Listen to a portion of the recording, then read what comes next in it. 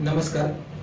क्रांतिज्योती publication संचलित विद्यावर्धिनी पायाभूत general knowledge taste series हा एक शैक्षणिक उपक्रम आहे आणि सध्या महाराष्ट्रामध्ये आम्ही या उपक्रमाची नवीन सुरुवात केली आहे. आणि या उपक्रमाच्या माध्यमातून आम्ही प्रत्येक विद्यार्थ्यांना शालेय शिक्षणासोबतच स्पर्धा परीक्षेचा अवेअरनेस कशा पद्धतीने त्यांच्यामध्ये जागृत करता येईल यासाठी प्रयत्न करणार आहोत. आणि या माध्यमातूनच विद्यार्थ्यांचा सर्वांगीण विकास व्हावा या दृष्टीनेही आम्ही विचार करणार आहोत.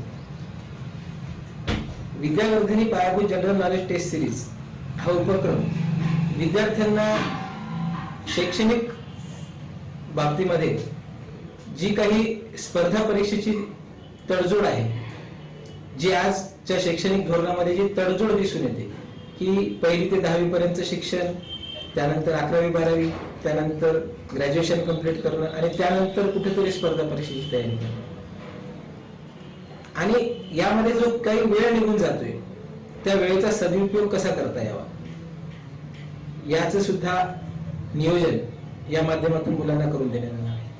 कारण आज जर आपण पाहिलं तर महाराष्ट्रामध्ये PSI असतील, तहसीलदार असतील किंवा कुठलेही प्रशासकीय अधिकारी जे आहेत तर जास्तीत जास्त जागा हे पश्चिम महाराष्ट्रातल्या आहेत.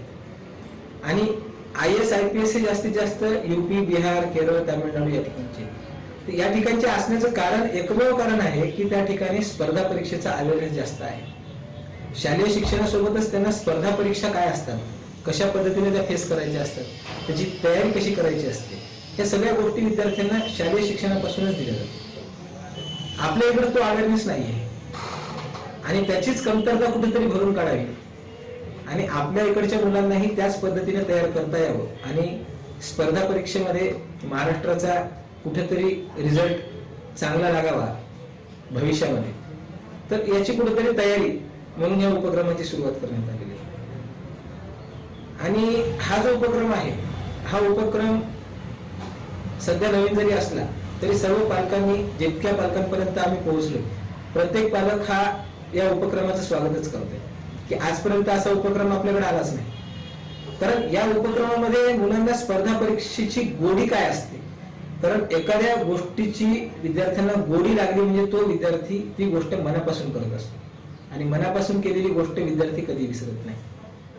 आणि या माध्यमातूनच स्पर्धा परीक्षेची तयारी जी विद्यार्थ्यांची होत आहे, दरवर्षी विद्यार्थ्यांचा जवळपास 6000 प्रश्न विद्यार्थ्यांचे कंप्लीट होणार आहेत. आणि त्यामध्ये जे विद्यार्थी आज त्या प्रश्नांची तयारी करत आहेत त्यांना भविष्यामध्ये या प्रश्नांना सामोरे जाण्याला अडचण निर्माण होणार नाही. आणि सगळ्यात महत्त्वाचं म्हणजे परीक्षेची भीती. आज विद्यार्थी आपले स्कॉलरशिप, नवोदय, MTS, NTS यासारख्या परीक्षांना सामोरे जातात, परंतु सेंटरवर गेल्याच्या नंतर आज जे दृश्य पाहायला मिळतं की त्या ठिकाणी पाहून असं वाटतं की परीक्षा खरंच कुणाची आहे, आई वडिलांची आहे का मुलांची आहे. कारण एक विद्यार्थी परीक्षा देतो, त्याच्यासोबत 2 पालक सोबत असतात, आई वडील, बहीण भाऊ कोणतरी सोबत असतं. सेंटरवरतीच गर्दी पाहायला मिळते. का तर आपल्या मुलांमध्ये परीक्षा देण्याची जी डेअरिंग आहे ती डेअरिंगच नाहीये मुलांमध्ये. आणि मुलं तिथं कुठेतरी कमी पडतात की मी परीक्षेला गेलो, मला माझा सीट नंबर नाही मिळाला, माझा सीट नंबर पाहण्यामध्ये वेळ जाईल, सीट नंबर लवकर नाही मिळाला की मध्ये जाण्याला 10 मिनिटं उशीर होईल, मध्ये गेल्याच्या नंतर मी जाईपर्यंत क्वेश्चन पेपर वाटलेली असते, मग ती घ्यायला वाचायला मग माझा गोंधळ उडेल, मग मला वेळ नाही पुरणार. म्हणजे ही भीती मुलांमध्ये आहे. तर या उपक्रमाच्या माध्यमातून वर्षातून 12 विभागीय परीक्षा, 3 जिल्हास्तरीय आणि 1 राज्यस्तरीय अशा एकूण 16 परीक्षांना विद्यार्थी सामोरे जाणार आहे. आणि ह्या परीक्षा ज्या होणार आहेत त्या पूर्ण परीक्षेच्या वातावरण निर्मिती तयार करून ह्या परीक्षा होणार आहेत.